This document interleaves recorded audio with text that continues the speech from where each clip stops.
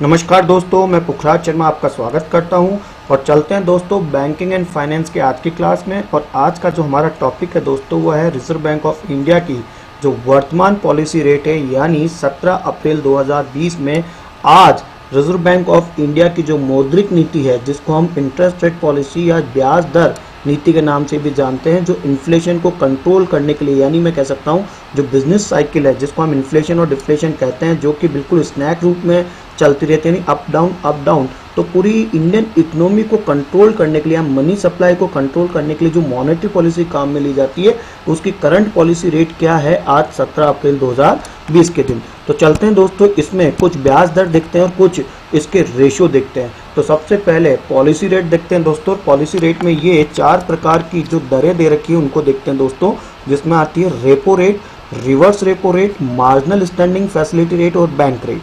दोस्तों policy rate में जो रेपो रेट है, जिसको हम आरआर कहते हैं शॉर्ट में, वो वर्तमान में यानी 17 अप्रैल 2020 के दिन 4.40% है। और ये हम सब जानते हैं, इसकी वजह जो है वो है पेंडेमिक, एक जो है डिजीज जिसका नाम है कोविड-19 कोरोना वायरस। और कोरोना वायरस कोविड-19 के चक्कर में पॉलिसी रेपो रेट वर्तमान में 4.40% है। हम कैसे याद करेंगे? चौके पे चौका, और चौके पे चौका क्या करेगा दोस्तों? 4.40%। और बातचीत आती है दोस्तों रिवर्स रेपो रेट, जिसे हम ट्रिपल आर कहते हैं, यानी आरआरआर। वो वर्तमान में राउंड फिगर है, यानी 4%, यानी 4% आपके ट्रिपल आर है और आरआर जो है वो 4.4 है। चलते हैं दोस्तों एमएसएफआर, जिसे आप मार्जिनल स्टैंडिंग फैसिलिटी रेट कहते हैं दोस्तों, वो वर्तमान में 4.65% है। हम कैसे याद करेंगे दोस्तों? 365 दिन होते हैं, उसमें 100 और ऐड कर लो या एक और ऐड कर लो तो कितना हो जाएगा? 4.65, यानी 4.65 एमएसएफआर है। और 4.65% ही आपकी बैंक रेट है, जिसे हम बीआर कहते हैं। तो बीआर और एमएसएफआर जो है वो 4.64 है दोस्तों। और आरआरआर जो है वो राउंड फिगर 4% है और डबल आर जो है वो 4.40% है। यानी आपकी repo rate 4.4%, reverse repo rate 4%, MSFR marginal standing facility rate आपकी 4.65% और साथ में बैंक रेट भी 4.65% है। अब ये आरआर, ट्रिपल आर, एमएसएफआर, बीआर क्या होता है, इसको मैं डिटेल से लूंगा दोस्तों वो अगली स्लाइड के अंदर। लेकिन आगे चलते हैं दोस्तों, इस मॉनेटरी पॉलिसी में पॉलिसी रेट के अलावा रिवर्स जो आपके रेशियो भी होते हैं, जिसमें रिजर्व रेशियो होते हैं। और ये जो रिजर्व रेशियो है वो 2 प्रकार के होते हैं। एक सीआरआर कहलाता है, जिसको हम कैश रिजर्व रेशियो कहते हैं, जो वर्तमान में 3% के ऊपर आ चुका है दोस्तों। ये विशेष है, इसको थोड़ा ध्यान देना दोस्तों कि सीआरआर वर्तमान में 3% है। और एसएलआर, जिसे हम स्टैट्यूटरी लिक्विडिटी रेशियो कहते हैं, वो वर्तमान में 18% के ऊपर आ चुका है। यानी जो आपका जो नगद जो आपका रेशियो है, यानी इसको हम कह सकते हैं कैश रिजर्व रेशियो, वह आपका 3% है। और जो वैधानिक तरलता अनुपात, जिसे स्टैट्यूटरी लिक्विडिटी रेशियो कहते हैं दोस्तों, वो 18% के ऊपर आ चुका है। तो ये तो है दोस्तों हमारे देश के केंद्रीय बैंक की, रिजर्व बैंक ऑफ इंडिया की करंट रेट, और जिसमें आपको मैंने पॉलिसी रेट में 4 प्रकार की और रिजर्व रेशियो में 2 प्रकार के बताए। अब दोस्तों इन 4 तो पॉलिसी रेट और 2 आपके रिजर्व रेशियो की डिटेल में आपको लेकर चलता हूं कि इसे किस नाम से जानते हैं, रेपो रेट होता क्या है, रिवर्स रेपो रेट क्या होता है, एमएसएफआर क्या होता है, बीआर क्या होता है, या सीआरआर या जिसे आप एसएलआर कहते हैं वह होता क्या है। चलते हैं दोस्तों रेपो रेट की तरफ। रेपो रेट जो होती है वह रेट होती है दोस्तों, पहले इसको इंग्लिश में ट्रांसलेट कर लेते हैं, फिर इसकी हिंदी भी बता दूंगा दोस्तों।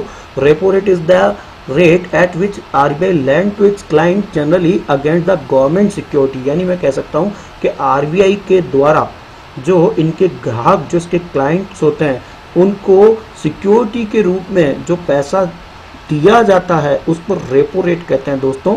यानी मैं कह सकता हूं, आप इस तरह से मानिए कि आरबीआई के जो क्लाइंट्स होते हैं वो होते हैं बैंक, क्योंकि आरबीआई पब्लिक से डायरेक्ट डील नहीं कर सकता। और जब भी जो कॉमर्शियल बैंक है या जो अदर आपके डेवलपमेंट बैंक है या किसी प्रकार के स्पेसिफिक बैंक या प्राइवेट बैंक या फॉरेन बैंक है दोस्तों, ये जब भी आरबीआई से पैसा उधार लेते हैं तो आरबीआई इनसे एक पॉलिसी रेट चार्ज करती है, और उसी पॉलिसी रेट को दोस्तों हम रेपो रेट के नाम से जानते हैं, जिसमें कुछ सिक्योरिटी यानी गवर्नमेंट सिक्योरिटी उसके अगेंस्ट में ली जाती है दोस्तों। अब दोस्तों क्वेश्चन ये आता है कि यदि ये रेपो रेट बढ़ती है तो क्या होता है और घटती तो क्या होता है, जिसको हम हाई पावर डेट रेट या जिसको चीपेस्ट रेट के नाम से भी जान सकते हैं।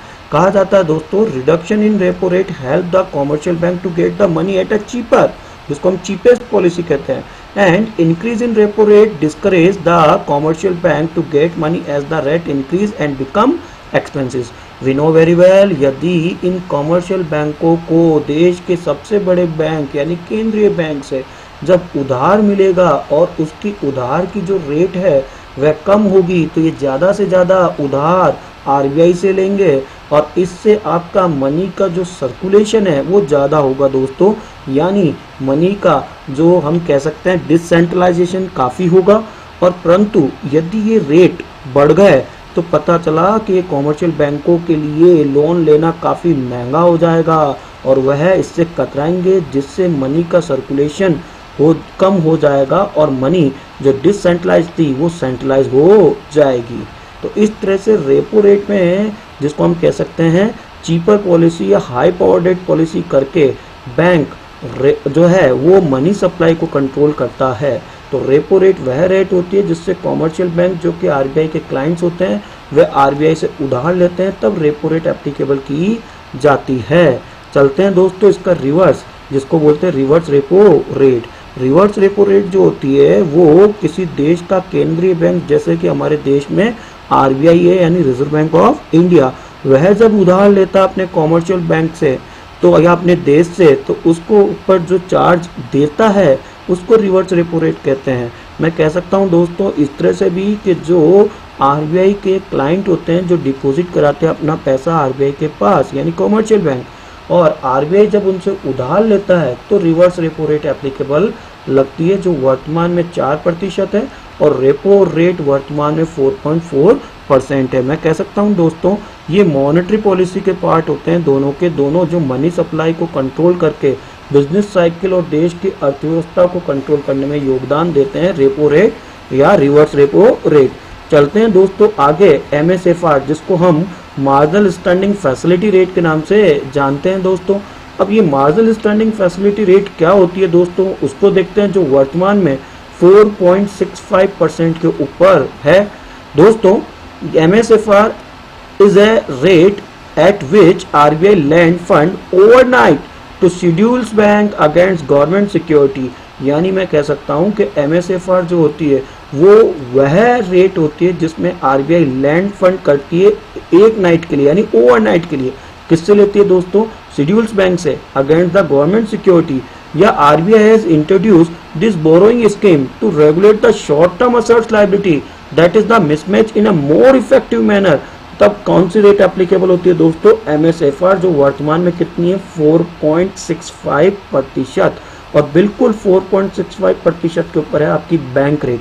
अब बैंक रेट क्या होती है दोस्तों, उसको देखते हैं। A bank rate is the interest rate at which a nation central bank lend money to domestic bank and often in the form of very short loan, and managing the bank rate is a method by which central bank effect the economic activity. यानी दोनों के अंदर मैं कह सकता हूं तो अंतर यह है, जो समान है, एक ओवरनाइट के लिए है और एक शॉर्ट टर्म के लिए है। अब ये शॉर्ट टर्म जो होता है वो वेरी शॉर्ट टर्म होता है, जो 15 डेज 7 डेज का भी हो सकता है, लेकिन यहाँ पे जो MSFR जो होगी वो केवल ओवरनाइट के लिए एप्लीकेबल होगी। ये विशेष एक बारीकी का अंतर है MSFR और साथ में BR के लिए।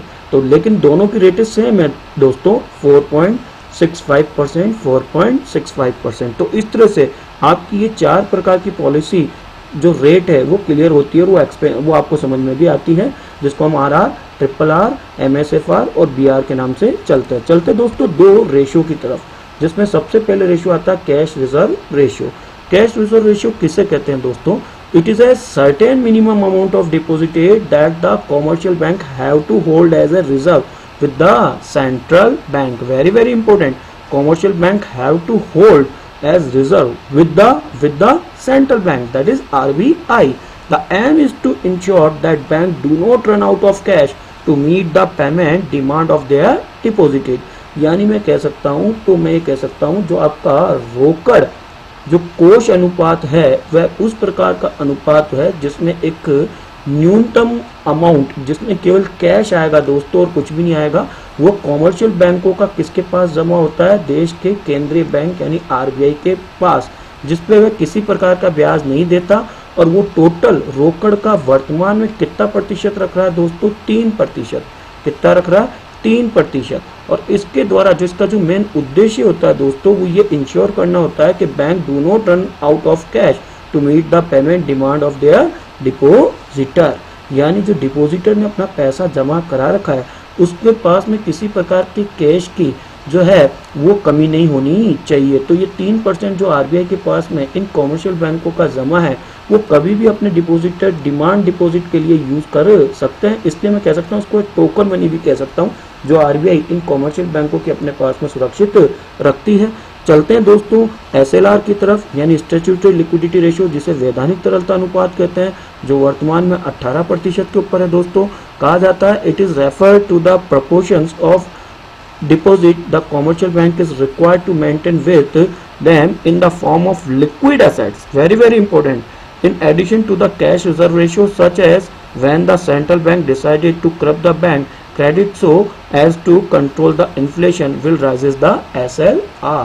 यानी वैधानिक तरलता अनुपात वह तरलता अनुपात है दोस्तों जिसमें कॉमर्शियल बैंक अपने यहाँ ही, देखिएगा विशेष ध्यान दीजिएगा, इसमें कॉमर्शियल बैंक अपने यहीं पर ही सुरक्षित रखती है 18% अपने जो है लिक्विड एसेट्स का। अब ये लिक्विड एसेट्स में क्या क्या आता है दोस्तों, ये लिक्विड एसेट्स को हम तरल जो है संपत्ति कह सकते हैं, जिसमें आपकी कैश आ सकती है दोस्तों, फॉरेक्स आ सकता है और गोल्ड आ सकता है। इन सबका अपने पास में 18% रखती है, और ये कॉमर्शियल बैंक अपने पास में रखती है, आरबीआई के पास जमा नहीं होता है। तो एसएलआर कॉमर्शियल बैंक अपने यहाँ सुरक्षित रखती है, ये सीआरआर के अलावा है, लेकिन सीआरआर का एक परसेंटेज सभी कॉमर्शियल बैंक किसको जमा कराते हैं दोस्तों, केंद्रीय बैंक को। तो मैं कुल मिला के ये कह सकता हूँ कि 18% एसएलआर और 3% सीआरआर, तो 18 और 3 कितना हो गया दोस्तों, 21% पैसा कॉमर्शियल बैंकों का एक तरह से डम पैसा हो जाता है, जिसमें वो बिजनेस नहीं कर सकते हैं। और सीआरआर जो होता है वो डिमांड डिपॉजिट के लिए सिक्योर आरबीआई के यहाँ जमा कराते हैं, और ये जो जमा कराते हैं जो एसएलआर है दोस्तों, वो इसलिए जमा कराते हैं जिसका मुख्य उद्देश्य होता है कि किसी प्रकार की क्रेडिट कंट्रोल कर ली जाए कॉमर्शियल बैंकों के द्वारा, जो कि 18% है।